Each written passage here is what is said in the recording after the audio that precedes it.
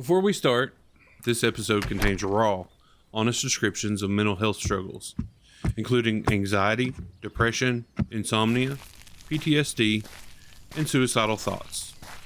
If you're in a fragile place mentally or emotionally, please use discretion. I'm not a doctor or a counselor. I'm just someone who lived through it and lived to tell it. This is my story. Not to glorify the pain, but to testify to the healer.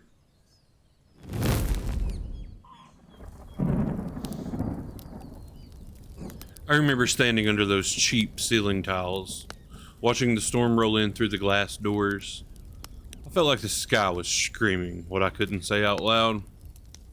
Inside, I was breaking. But I had to act like everything was fine. Smile. Greet the next customer.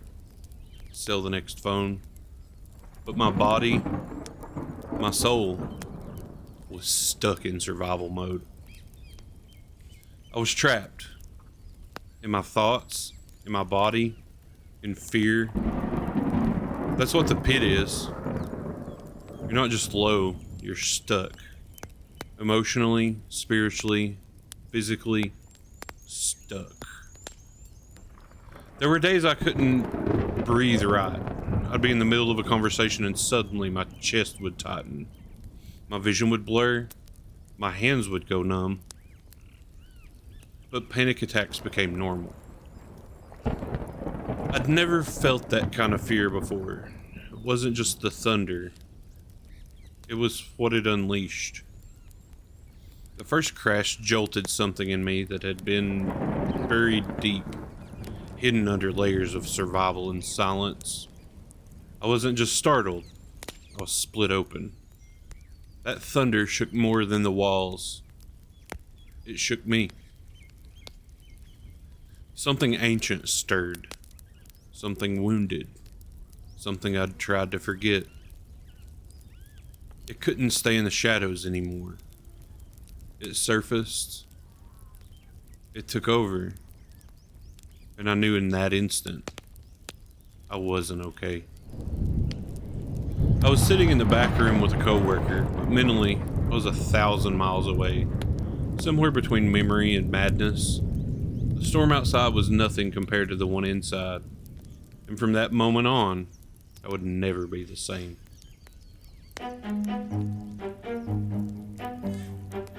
The first real anxiety attack hit while I was there too. A woman came in frustrated, not at me, but the company and her bill. When I told her I couldn't do anything to change it, and the amount was correct, she looked me dead in the eyes. She said, "I'm just gonna go back out to my car and get my gun. Come back in here and kill you. Nobody would care." That day I had to come home from work. I laid in my floor for 3 hours and just cried. I didn't know why. I didn't know what was wrong. But that broke me. As a man, as a father, and as a provider. The insomnia was brutal. Some nights I didn't sleep at all. Others, I'd get maybe an hour or two. But even then, I'd wake up feeling like I hadn't rested at all. My thoughts wouldn't slow down. I'd replay the past, the trauma, the threats, the helplessness, over and over again. And those nights were the worst. Heart pounding like I was being chased, mind racing like it was stuck in a loop.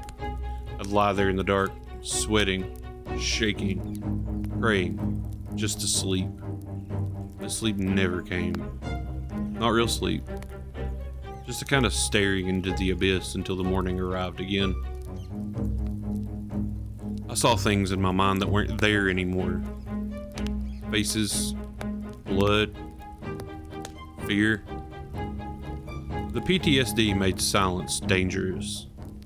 Because in the quiet, the memories shouted louder.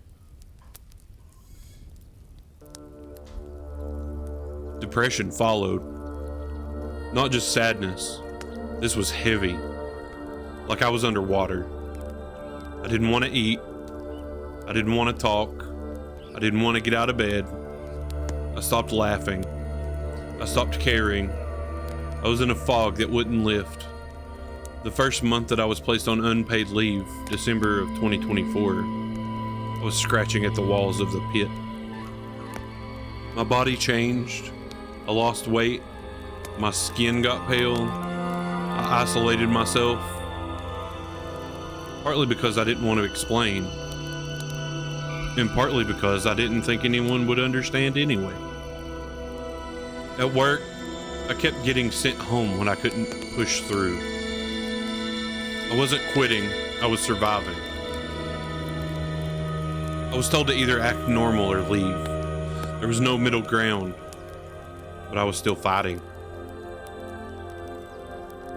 November the 14th was the day it almost got the best of me. I decided that night that I wasn't worthy of anyone's love anymore. Not as a dad, not as a man, not even as a child of God. I had convinced myself that I was too broken, too far gone, too much of a burden. Earlier that day, I'd gotten a 12 gauge out of the gun cabinet when nobody was around. Hid it in the car, and then I put a shell in my pocket. That night, when everybody was asleep, I was just gonna sneak out, drive up on top of the mountain, push my car into the lake, and then disappear. I was delusional. Part of me truly believed none of this was real. That I was just in a simulation and none of it mattered. But as I stood up to walk out that night, something from high school came rushing back. A funeral that we had to attend as a football team. Standing there with the Brotherhood, Ryan and Wes both nearby. I remembered our friend's mom being dragged out of the chapel, wailing. Pain was unforgettable. And in that moment, I imagined what it would look like when they carried my casket out. I imagined my own kids sitting there and my parents staring at the ground, broken. I couldn't do that to them. The pain didn't disappear, but that thought, that memory stopped me. I sat back down, I wept. I was still lost, still broken, but I was alive. I remember writing in my journal, God, where are you? Please help me. Please don't let me die like this. That wasn't drama.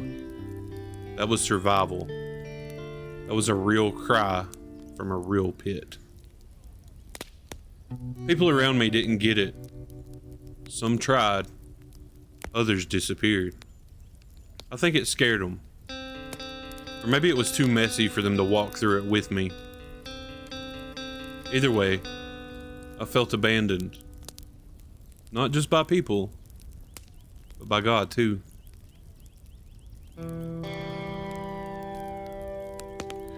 As a man, it was hard to admit that I was breaking. As a father who didn't even have enough money to buy Christmas gifts for his children, I felt like a complete failure. Embarrassed, dehumanized. It wasn't just about money. It was about identity, purpose, worth. In the middle of all this, I finally started seeing a psychologist. I started going on November the 15th, the day I got my diagnosis. I hadn't been able to go prior to that because I didn't have insurance. It was too expensive for me to be able to afford to live and to have insurance through my employer, and I made too much money to qualify for state benefits. I reached out in desperation to a local organization that's faith-based that morning. They told me to immediately come to their office and they'd have someone there that I could talk to. That was the day that I met my psychologist. Things were starting to look up. I started taking a little bit of medication, started being able to talk about my feelings, trying to understand who I was, but most of the therapy at that point centered around my ex. You know, the one that decided to start cheating on me the day I went and got diagnosed. I was going to therapy regularly, working through everything slowly. We started trying different medications to level things out. I was taking 30 milligrams of Buspar 3 times a day, at least. Prazosin, Seroquel, 100 milligrams of Zoloft, and Trazodone. It was a lot. A full cocktail just to function. My body was exhausted, my mind was a mess, and my spirit felt crushed. But I kept going. But if I did leave the house, I'd be in tears standing at the front door before I would leave. Therapy became a place where I could speak freely, where I didn't have to explain or justify my pain. My therapist helped me see patterns I was caught in, helped me put words into what was happening in my brain and my body, and slowly, piece by piece, I started to understand that what I was feeling wasn't weakness, it was trauma. I had a real diagnosis, I was on real medication, but some people just thought it was a joke, like I was making it up, like I was weak, and that hurt more than I can explain. I was told that they didn't like the way I'd changed. I was getting help. I was doing a bit better, mentally, and I was standing up for myself. No more little timid Matt. I'd gone back to work in January and things were okay at best. But I noticed the stares. I noticed how anytime something went wrong, the first set of eyes always landed on me. It was like walking through fog under a spotlight. I felt watched, judged, fragile. As soon as I returned, I came down with the flu. I lost another 30 pounds and had to take another week off work just to recover. My body wasn't just tired, it was giving out. My boss, someone who had once been a close friend, someone I thought I could trust, turned on me.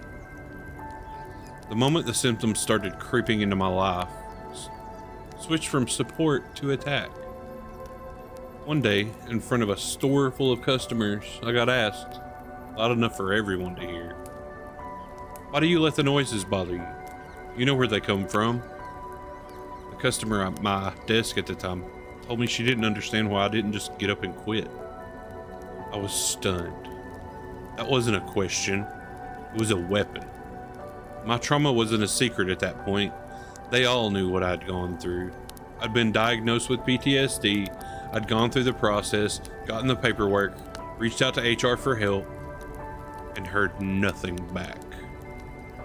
Instead of support, I got write-ups. Instead of accommodations, I got sent home early again and again. And every time it happened, they used it against me in performance reviews. I wasn't failing, I was drowning. And they kept pulling the rope back just when I reached for it. Then came inauguration day. I went in that morning, just another slow, normal work day. We were watching the coverage of the inauguration, just passing time, when something happened that would change the course of my life forever. In the middle of the day, I was pulled into the back for a meeting with my boss and district manager. The meeting started off tense, but it seemed like maybe we were going to find a path forward. I was explaining to my district manager some of the issues that I'd experienced over the past few months, plain and simple. I felt like I wasn't getting the support I needed, and by this time I was in therapy, in counseling, and on a lot of medication. I was trying to hold it together, trying to be honest. I brought up the moment where I'd been publicly questioned in front of the store about why I let the noises bother me. I started to describe how that affected me, how humiliating and dehumanizing it was. But before I could even finish, I was cut off. I was told right there that they still didn't understand why. That disbelief, that dismissal, it crushed me. I wasn't being heard. I wasn't being believed. Then came the yelling. I was screamed at. My boss screamed less than 2 feet away from my face that my PTSD wasn't real because I hadn't fought for my country. I froze. That wasn't just ignorance, that was cruelty. It stripped away what little safety I had left in that place. The scream didn't just carry across the store, it cut through me. It wasn't just about the job anymore. It was personal, degrading. That moment shattered what little peace I had left. After she screamed, she stormed out of the room and slammed the door behind me. That sound, sudden and violent, sent me into my first true dissociative state. I didn't know it at the time, but I was no longer fully present. I had disassociated. My mind detached from reality as a way to protect itself from the trauma. I was experiencing an active PTSD episode triggered right there and then. I was still sitting in that chair, but I wasn't there anymore. And then, as if to drive the nail deeper, the district manager did something that twisted the knife. Started shouting too. The only things I can remember are fists slamming into the desks, things being thrown, shouting, chaos. I don't know what was said. I don't know what I said. It was like the world fell into static. When I came to, I was standing in the doorway. The door was wide open. The district manager was still sitting behind me, telling me that he wasn't going to fight for my job anymore. I did the only thing I knew to do at the time. I texted 988. That service has been there for me through many times, and that day, it may have saved my life. While I was texting them, trying to get calmed down, my manager came back into the store, and for whatever reason, probably still stuck in that trauma state, I tried to apologize. I have no idea why. I guess I just wanted peace, closure, something. But instead, she yelled again. Told me I wasn't allowed to talk to her anymore. I don't remember what she said, but it cut so deep that the next time I saw her name pop up on my phone, just a call coming through, it sent me into another dissociative episode. I blacked out, and when I came to, I was driving down the highway, talking to Abe on the phone. No memory of how I got there, just fog, fear, and that same sinking pit. My mom had a total hip replacement the next day. I went with her and my dad to help, to drive, to get away, just to escape. I spent most of the day on the phone with advocates, lawyers' offices, anyone I could talk to, because I knew that I'd been wronged.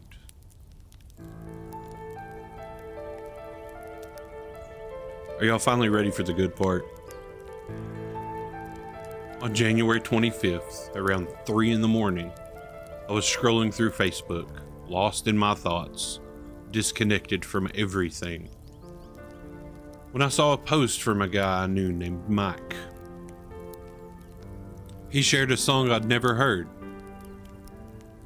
Hard Fought Hallelujah by Brandon Lake and Jelly Roll. I didn't even listen to Christian music at the time, but the sound caught my attention. I wanted to hear the whole thing, so I pulled it up on Apple Music. Just Brandon's version. I didn't even make it through the first verse before I broke. I was bawling. I couldn't stop. That song didn't just hit me, it wrecked me.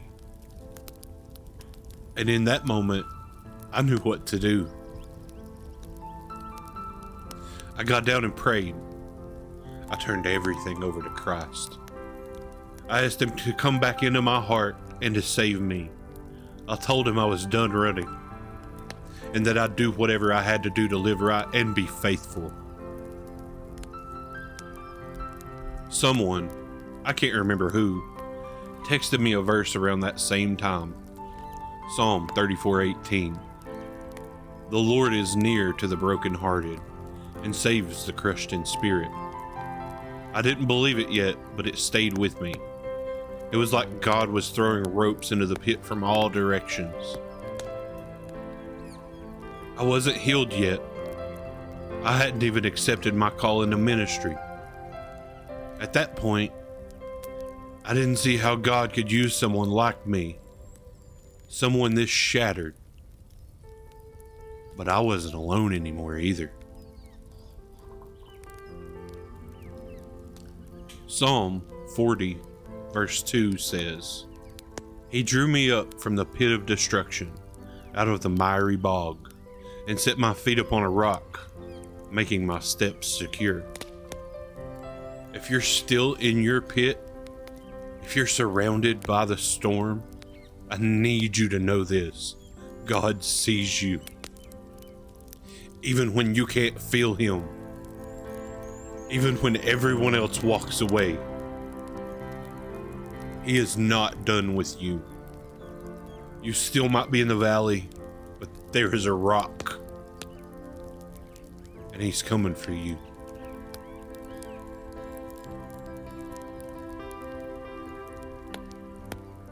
If this episode hit heavy, it's because that season was. But I didn't stay there. And you don't have to either.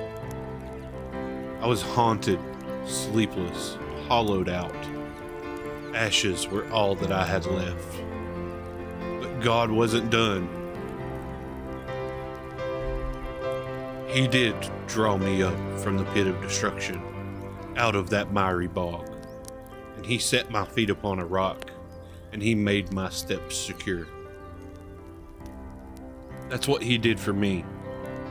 And if you're in that pit right now, if it's dark, if it's loud, if it feels like no one's coming, there's still a rescue mission underway.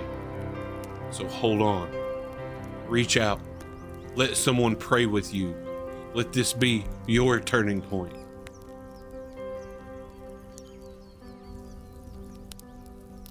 And next time, we will talk about the fire.